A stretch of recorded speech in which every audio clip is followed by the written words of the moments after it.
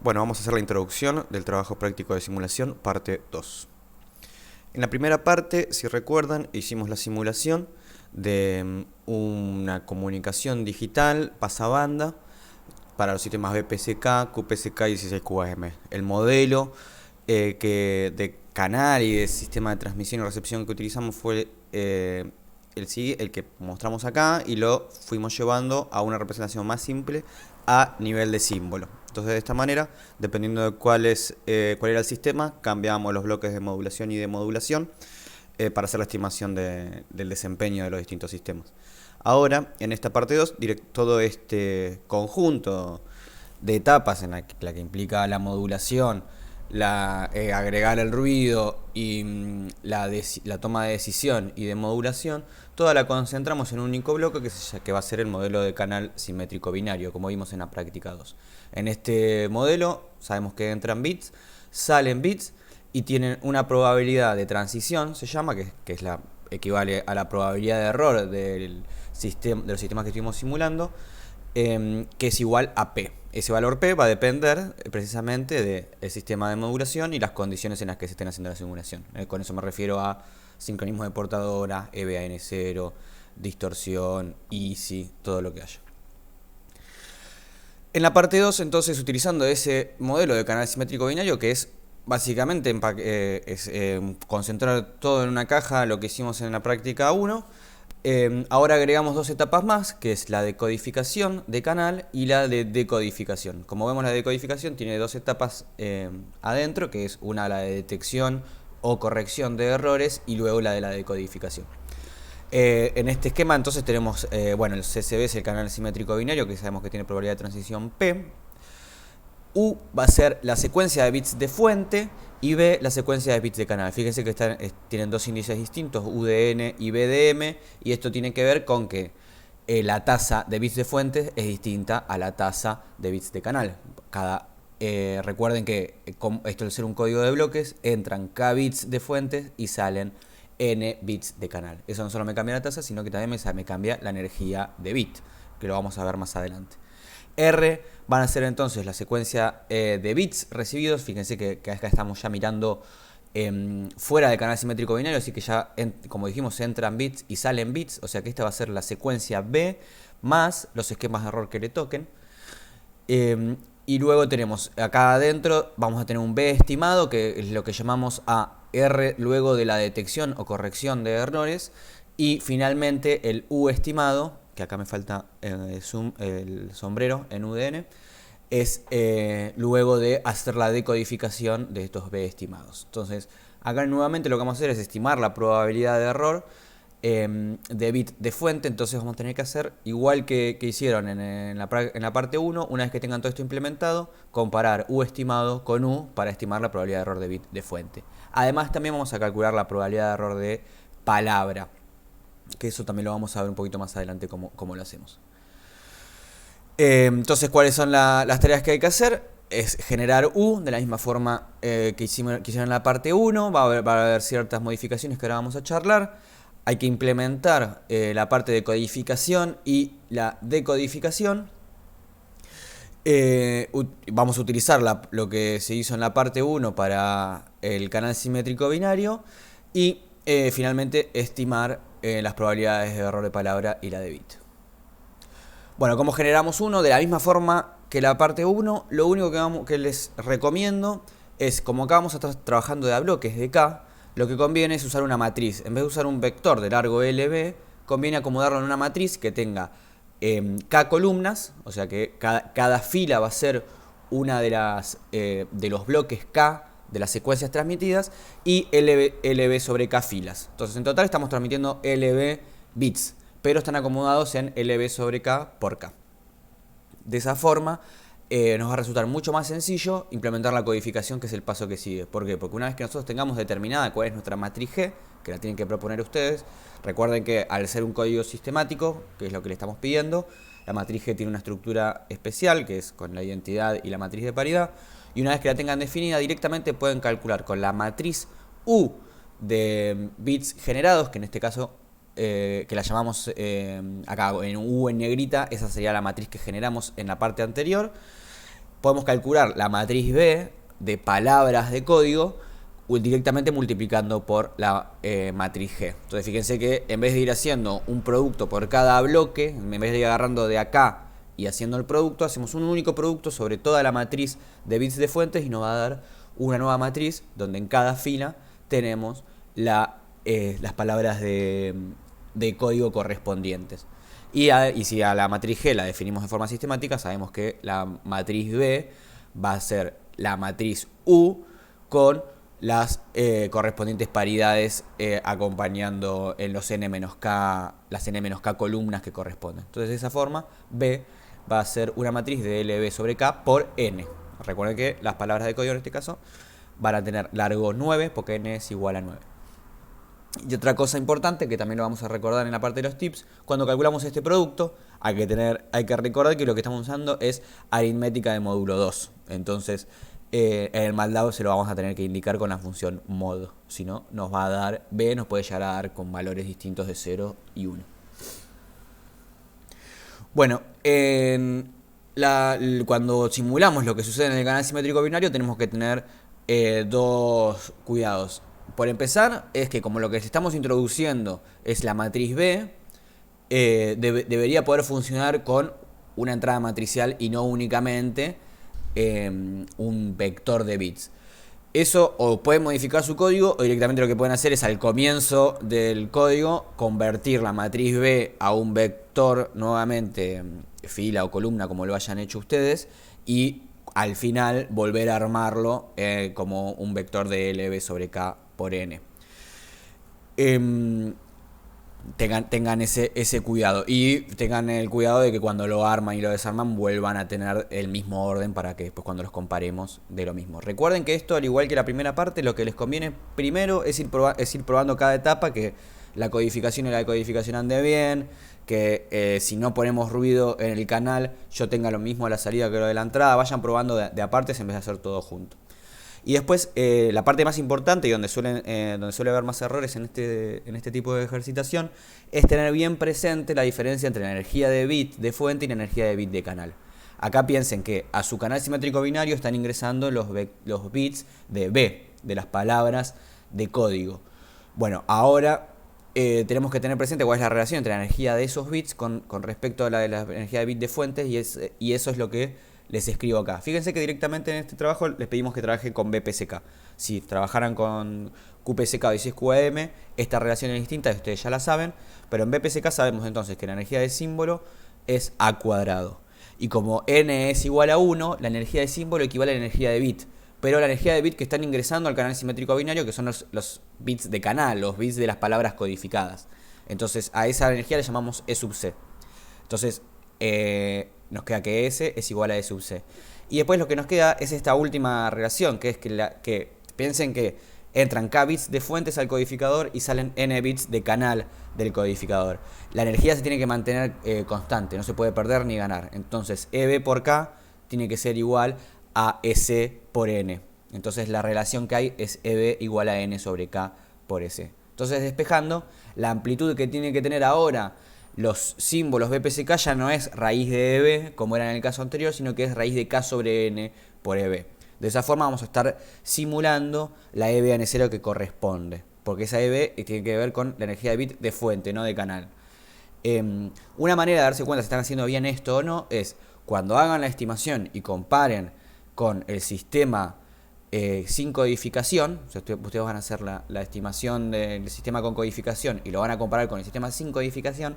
La ganancia que ven no puede ser mayor que la ganancia asintótica. Entonces ustedes van a tener que calcular la ganancia asintótica y verificar que esa ganancia que ustedes están viendo no es mayor a ese valor. Si es mayor, probablemente estén haciendo mal esto que está acá. Porque si no hacen esto, están simulando en condiciones mucho más favorables al sistema codificado. Porque en realidad están poniendo energía de bit más alta que la que corresponde. Bueno, la salida entonces del canal simétrico binario sabemos que va a ser RDM, que si lo comamos de forma matricial va a ser R con un tamaño LB sobre K por N, en esas dimensiones, perdón. Lo que es la detección y corrección de errores sabemos que lo tenemos que hacer a través del síndrome, y el síndrome en este caso donde usamos sabemos que usando una codificación sistemática tenemos una matriz de control de paridad H traspuesto muy sencilla de definir. Y al igual que la codificación, podemos hacer el cálculo de todos los síndromes de una al estar aprovechando esta representación matricial. Entonces al vector de bits recibidos R directamente lo multiplicamos por H traspuesto y cada una de sus filas nos va a dar los síndromes que corresponden a cada una de esas palabras recibidas. Entonces, para lo que es la corrección de errores, tienen que seguir los pasos del código corrector de errores. ¿Qué es eso? Es ver cuál de esas filas de S que corresponden a cada uno de los síndromes de las palabras recibidas es distinta de 0. Eso me va a decir, bueno, esta palabra no es una palabra de código, y compararlas con las filas de H traspuesto. En la posición en la que esté esa fila es donde el código puede determinar que hubo un error. Ustedes ya saben que va a haber errores que me lleven de una palabra de código a otra y no la voy a poder ver, o también dependiendo de cuál es el código que utilicemos, puede que haya síndromes que sean distintos de 0 pero que no estén en las filas de H traspuesto. En ese caso no se puede corregir. Acá no les pedimos que hagan nada con eso, simplemente tengan presente que esos van a ser los casos en los cuales el código va a cometer errores, porque no los va a poder corregir. Entonces esos son los errores que tenemos que identificar para después estimar la probabilidad de error. O sea, piensen que la probabilidad de error de un sistema con codificación tiene que ver con aquellos errores que no pudo corregir ni detectar. Entonces por eso es que baja tanto la probabilidad de error y mejora el desempeño. En el caso de detección de errores es más sencillo, pero hay que tener cuidado en lo siguiente. Cuando nosotros detectemos que hay un síndrome que es no nulo, o sea que no dio 0, entonces estamos identificando que no es una palabra de código lo que nos llegó, lo que vamos a hacer es eliminarla.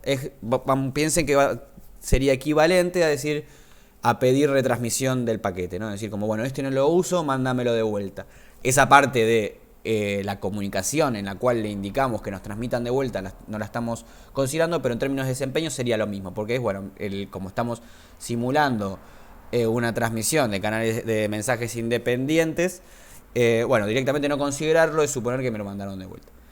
En ese caso, bueno, la detección de errores es más sencilla porque no hay que hacer la corrección.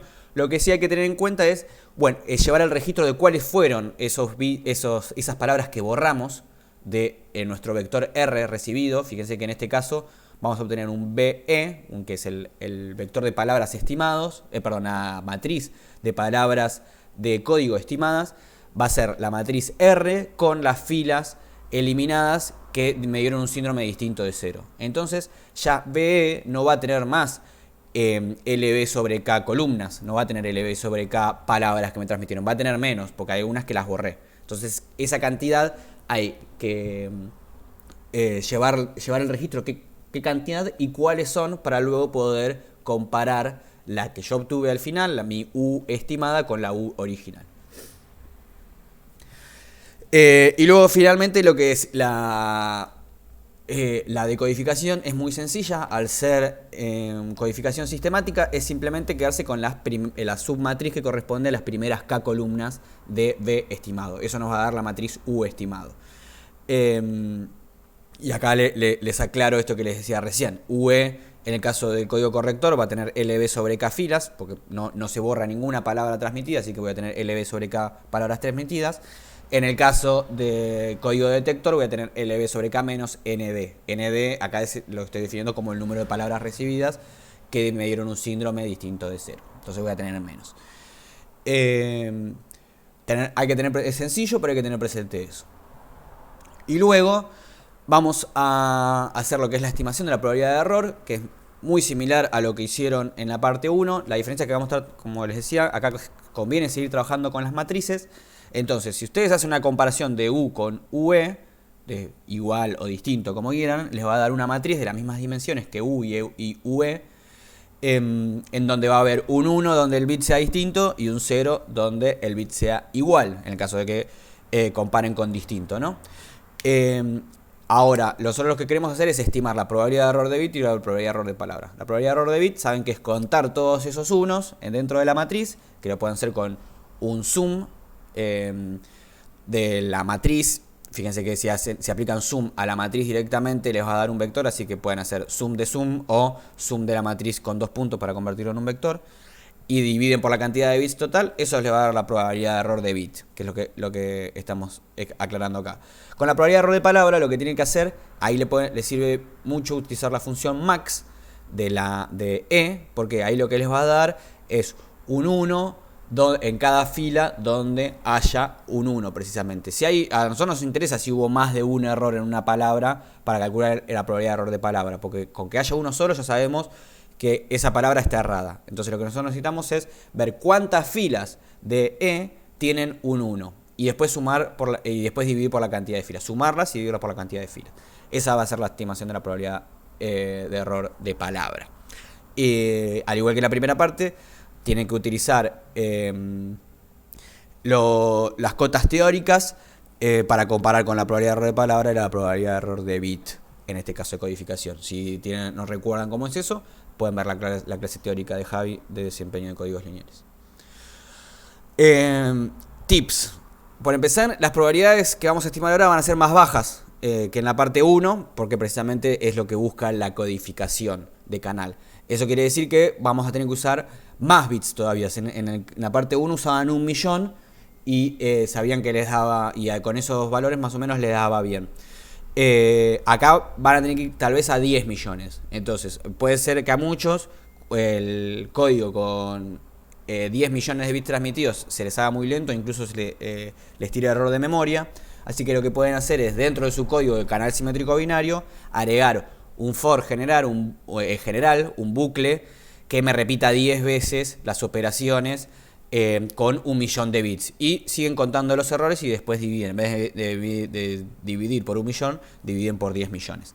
Eso es lo que me refiero con utilizar un bucle general que repita varias veces las estimaciones por valor de BN0. Antes de pasar al próximo valor de BN0, lo repiten 10 veces y mejoran la estimación ahí, que es equivalente a haber transmitido un arreglo de 10 millones de bits. Perdón. O sea, repetir 10 veces 1.000.000 nos va a dar la misma estimación. Para lo que es operaciones módulo 2, les repito el tip que les había dado la otra vez, que es utilizar la función mod. O sea, en el caso, por ejemplo, de la codificación que tienen que hacer u por g, acá ponen mod de u por g 2 y eso les va a dar b, pero calculado utilizando aritmética módulo 2. Y lo otro que es muy conveniente tanto para esta parte como para la que viene es usar la representación decimal de las palabras. ¿Eso qué quiere decir? Nosotros tenemos por ejemplo, en donde es muy conveniente es para el síndrome y las filas de h traspuesto. Recuerden que a los síndromes de todas las palabras los tengo ubicados, los tengo representados por una matriz que va a tener LB sobre K por N menos K columnas, ¿no? LB sobre K filas por N menos K columnas. Si yo le aplico este B-D, que me transforma de binario a decimal, ahí lo que voy a tener es un vector columna de LB sobre K elementos, donde cada elemento es la representación decimal de cada una de esas filas binarias. Entonces, de esa forma, yo puedo hacer, es mucho más sencillo para comparar, por ejemplo, con las filas de H traspuesto. Si yo quiero comparar cuál es el síndrome que a mí me toca con la fila de H traspuesto, en vez de comparar todos los bits de mi síndrome, directamente utilizo la representación decimal y comparo con una H traspuesta también representada de forma decimal. Tomen ese tip que les va a solucionar un montón de las tareas de codificación y de lo que viene después. Y finalmente, para lo que esto ya se lo había dado en la primera parte, pero se los refresco ahora. Para poder seleccionar sus matrices dentro de una matriz, pueden usar la indexación. En este caso, fíjense que acá lo que estoy haciendo es quedarme con en A, me estoy quedando con todas las columnas, con todas las filas de B, al estar poniendo 2 puntos, pero me estoy quedando con las columnas de 1 hasta 4 nada más. Entonces ahí estoy seleccionando la submatriz, que son las columnas de 1 hasta 4 de B. Y el 2 puntos me selecciona todas las filas. Vamos a ver la última parte, que esto es bastante sencillo. También volvemos a trabajar con esta imagen, que es el logo de Facultad de Ingeniería. Y lo que les pedimos es utilizar la codificación de Huffman, como vimos, ese algoritmo, para codificar para que ustedes implementen la codificación de este mensaje que vamos a transmitir. Y a partir de eso calcular su largo promedio y la tasa de compresión. Y lo vamos a hacer para fuente de orden 2 y de orden 3. Fíjense que como vimos en la práctica, hacer un Huffman de orden 1 para un mensaje de este tipo, donde los bits son prácticamente equiprobables. Recuerden que lo que habíamos charlado es que la cantidad de bits negros es prácticamente la misma que la de bits blancos. Entonces no tiene sentido aplicar Huffman. En realidad no tiene sentido por el hecho de que sea una fuente binaria, ¿no? Porque Huffman lo que me va a dar es un bit para cada uno, no voy a cambiar ningún tipo de codificación. Entonces solamente tiene sentido hacerlo de orden 2 y de orden 3. En este caso, como hemos visto en la práctica, el hecho de que sean equiprobables no me complica para que haya compresión por el hecho de que hay estructura. Entonces, ¿cómo hacemos esto? Lo primero que recuerden que para el algoritmo de Huffman, la información que necesitamos son las probabilidades a priori de los mensajes. Entonces, lo primero que tienen que hacer es estimar las probabilidades de cada uno de esos mensajes. ¿Cómo hacemos eso? Es sencillo. Fíjense que la imagen la vamos a tener representada como una matriz, si recuerdan, de 434 por 432. Lo primero que tenemos que definir son cuáles son los mensajes posibles que tienen nuestras fuentes. Cuando la fuente binaria sabemos que o tenemos 0 o tenemos 1, donde uno es negro y el otro es blanco. Esto no lo vamos a utilizar porque codificación para la fuente binaria de Huffman no tiene sentido. Como dijimos, no va a dar ningún tipo de compresión. Pero podemos analizar los casos de fuente binaria de orden 2, donde es tomar de a 2 bits consecutivos. Entonces todos los mensajes posibles son 0, 0, 0, 1, 1, 0 y 1, 1. Y los de orden 3, que son estos que están acá. ¿Cuáles son los mensajes más probables? Bueno, obviamente en el caso de la fuente binaria son prácticamente iguales, ¿no? Tengo cantidad, casi la misma cantidad de ceros que de unos. Pero en los casos de la fuente de orden 2 y de orden 3, las fuentes extendidas, los casos más probables van a ser los que tengo todos ceros seguidos o todos unos seguidos, porque fíjense que hay mucho color plano. Los otros símbolos son las transiciones. Es donde los símbolos que me caen justo en las transiciones. Y esos son muchos menos que los que son todos ceros seguidos o todos unos seguidos. Entonces, ¿por qué lo destaco esto?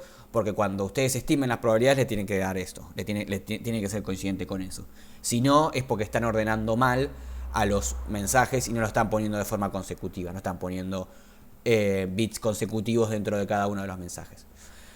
Acá también conviene utilizar la representación decimal para poder identificar de forma más sencilla los distintos mensajes dentro de la imagen que vamos a transmitir. Entonces, ¿cómo hacemos esto? Agarramos a la matriz que tenemos, que es de 434 por 432, si mal no recuerdo, la pasamos a vector y luego la acomodamos en 2 columnas o 3 columnas, dependiendo si lo queremos hacer de orden 2 y de orden 3, teniendo cuidado de que en cada fila estén siempre los bits consecutivos. Entonces, ahí es donde tiene que aparecer mucho 00 o 000 o 11 o 111.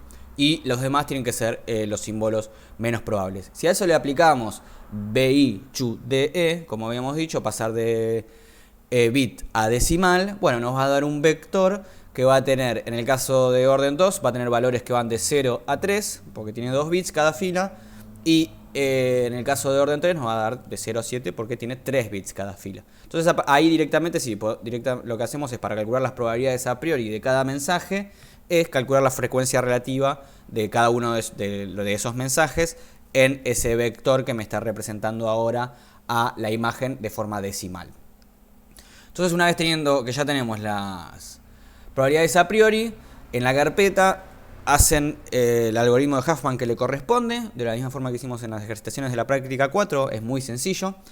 Y utilizando, ahora sí teniendo esa regla, lo que tienen que hacer es implementarla. Entonces agarran a la secuencia que ustedes tienen para transmitir y que la sacan precisamente de la imagen del logo de Facultad de Ingeniería, y dependiendo de cuáles son los mensajes de fuentes, le ponen la palabra de código binaria que le corresponde a cada uno de esos mensajes.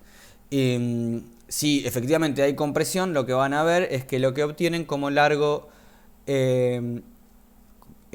como largo final debería ser menor a si no hubiesen hecho ningún tipo de codificación, y si calculan el largo total dividido por la cantidad de bits que se transmitieron, les vas a dar el largo promedio por bit de mensaje, digamos. Y eso es lo que tienen que hallar y estimar. Y luego pueden calcular la tasa de compresión también, que en este caso, siendo que la fuente es binaria, va a ser la inversa de ese largo promedio.